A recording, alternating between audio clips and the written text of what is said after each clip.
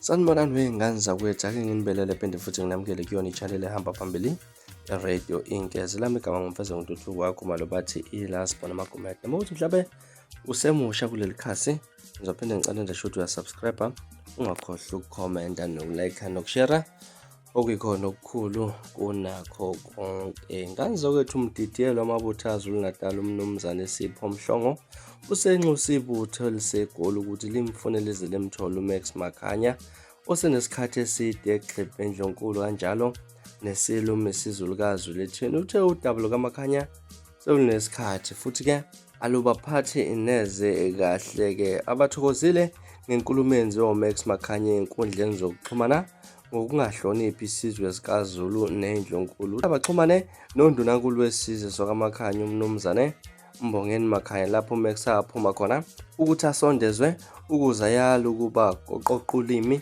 lwakhe. Bathe-ke benze ngale ndlela ukuhlonipha isizwe sakaMakhanya kungabe ukuthi bakhomba ngenjumbane ukuthi uMax akatholakalanga ekhaya kubo, futhi nalapha kwaziwa khona ukuthi-ke uhlala khona eMayville, nakhona kubukwa ukuthi-ke udala anyamalala. Kuzwakala ukuthi kuzinze eGoli, futhi-ke ubuholi bebutho buseGoli sebubikela ukuthi-ke alumsondeze kukhulunywe naye eduze. Kuthiwa iziningi izinkulumo zikaMax ezingamanyala, futhi ibuthe selizimisela ukubhekana naye ngqo, futhi-ke liyazi ukuthi uMax akazenzeli yena yedwa, kodwa bakhona abambelethile. UMhlongo uqwashisa ubukhosi bakaMakhanya ukuba buphumela obala ngokuthi-ke uyakweseka nakho ukwenziwa uMax, noma cha, ngoba-ke seside isikhathi uMax eqhuba intwala ngewisa. Ngazi ukuthi izona izindaba ezihamba phambili namhlanje esinibekela zona kwezisenkezweni.